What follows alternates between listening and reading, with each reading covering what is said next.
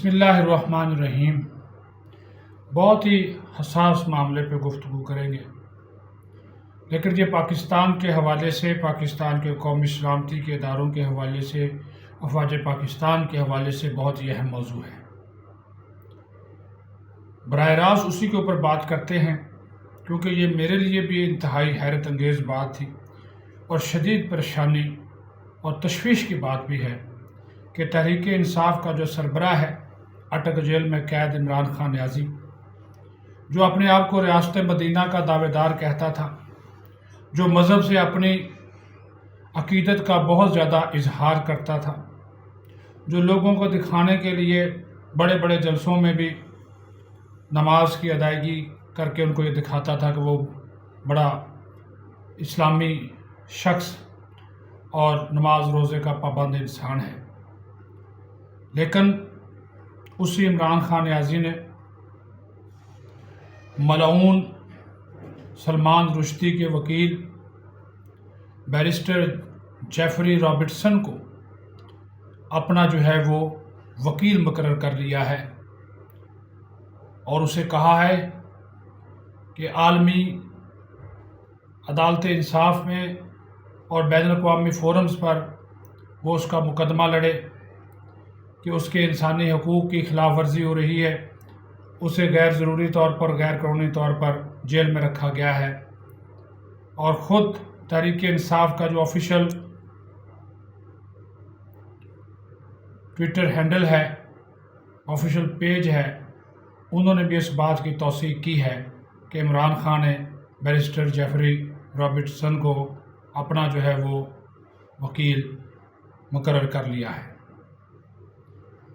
یہ انتہائی دکھ اور افسوس کی بات ہے کہ کیسے ایک شخص جو کہ ریاست مدینہ کا دعوے دار ہو، جو رسول نبی کریم صلی اللہ علیہ وآلہ وسلم کا غلام ہونے کا دعویٰ کرے۔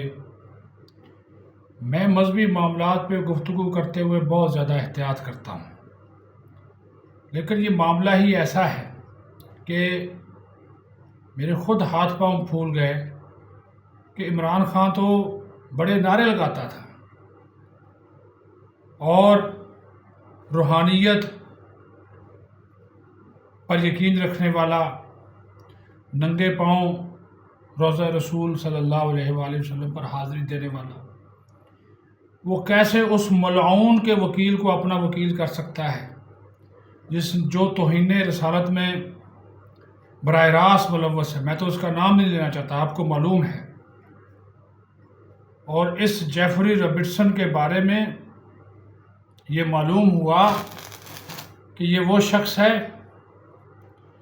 کہ یہ دنیا کے جو ٹاپ کرمنلز ہیں، انٹرنیشنل کرمنلز، یہ ان کا کیس لڑتا ہے۔ یہ ان کا کیس لڑتا ہے جو دنیا بھر میں ریاستوں، فوجی اداروں اور ایسے مقدمات میں ملوث لوگ ہوں جن کا کوئی کیس نہ پکڑے۔ ٹاپ کرمنلز لوگوں کے یہ کیس لڑتا ہے اور اس کا دعویٰ ہے کہ اس کا جو لڑا ہوا کیس ہے وہ ہارتا نہیں ہے۔ ابھی تھوڑی دیر پہلے پی ڈی ایم کے ترجمان حافظ حمداللہ نے بھی اس حوالے سے بیان جاری کیا اور انہوں نے کہا کہ اب تو یہ چیز ثابت ہو گئی کہ عمران خان کے یہودی لابی کے ساتھ روابط ہیں۔ یہ چیز ثابت ہو گئی کہ وہی اسرائیل تھا جو اس کی رہائی کا مطالبہ کر رہا تھا۔ یہ چیز ثابت ہو گئی کہ یہ عالمی ایجنٹ تھا۔ یہ چیز ثابت ہو گئی کہ اس کے ریاست مدینہ بنانے کے دعوے تمام کے تمام جو تھے وہ جھوٹ تھے۔ یہ چیز ثابت ہو گئی کہ یہ شخص جو تھا وہ مذہب کو اور اسلام کو اپنے سیاسی اور ذاتی مقاصد کے لیے استعمال کرتا رہا، اور آج جیفری رابرٹسن کا یہ وکیل، اس کا وکیل بننا سب کچھ واضح کرتا ہے۔ یہ بھی واضح کرتا ہے کہ اس کے پیچھے وہ کون لوگ ہیں۔ وہ کھل کر سامنے آ گئے ہیں، جو اس کو بچانا چاہتے ہیں، یعنی کہ جو شاطب رسول ہے، اس کا وکیل اس کا وکیل بنے گا تو آپ خود اندازہ لگا لیں کہ اس شخص کے لیے کیا الفاظ استعمال کیے جائیں۔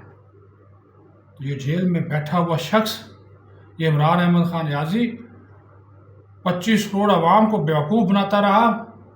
یہ یوتھیوں کو اب تو سمجھنا چاہیے، اگر آپ دین، ایمان، قرآن پہ یقین رکھتے ہیں تو آپ کو سمجھنا چاہیے کہ آپ کا لیڈر کیا کر رہا ہے۔ ایک سے بڑھ کر ایک وکیل ہے دنیا میں، آپ ان کو ہائر کریں، آپ ان کی خدمات لیں۔ پاکستان میں ایک سے بڑھ کر ایک وکیل ہے، لیکن ایسے ہی شخص کا انتخاب کیوں کیا جو ریاستوں، جو اسٹیبلشمنٹ، جو ٹاپ کریمنلز کے خلاف جو لوگ ہوتے ہیں ان کے کیس لڑنے والا شخص، اور وہ بڑے فخر سے کہتا ہے کہ میں عمران خان کا نجات دہندہ بنوں گا۔ اس سے رابطہ کیا گیا، باقاعدہ جمیمہ کے ذریعے رابطہ کیا گیا۔ اور جمیمہ کون ہے؟ گولڈ سمتھ کی بیٹی ہے، اور گولڈ سمتھ کون ہے؟ ایک بہت بڑا یہودی ہے۔ سمجھ لے کہ تانے بانے آپ کو سارے ملتے ہوئے نظر آئیں گے۔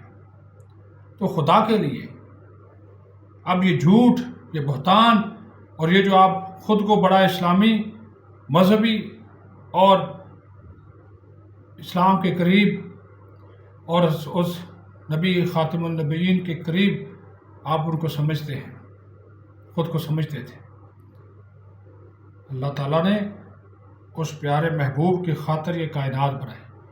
اس کی شان میں گستاخی کرنے والا واجب القتل ہے، اور ایک ایسا شخص جو ملعون ہے، جس نے میرے نبی پاک صلی اللہ علیہ وسلم کی شان میں گستاخی کی، توہین رسالت پر مبنی کتاب لکھی، اس کے وکیل کو آپ اپنا وکیل کر رہے ہیں۔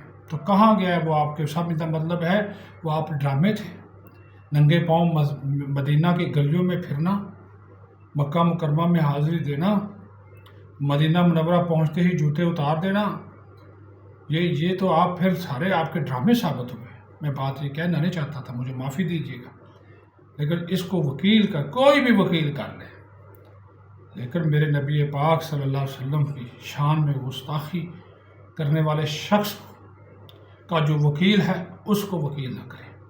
کوئی ذی شعور مسلمان، پکا اسلام کا عقیدے، ہم کوئی زیادہ 5 وقت کے نمازی ہم نہیں دعویٰ کرتے کہ ہم نمازیں پڑھتے ہیں ساری کی ساری۔ جو اللہ توفیق دیتا ہے وہ میرا اور میرے اللہ کا معاملہ ہے، بخشنے والا مہربان ہے۔ لیکن یہ نہیں ہو سکتا کہ میں اپنے عقیدے سے، اپنے ایمان سے ہٹ جاؤں، میں نبی کریم صلی اللہ علیہ وسلم کی رسالت کا اس کے اوپر اعتماد نہ کروں، اس کے اوپر ایمان نہ لاؤں، یہ نہیں ہو سکتا۔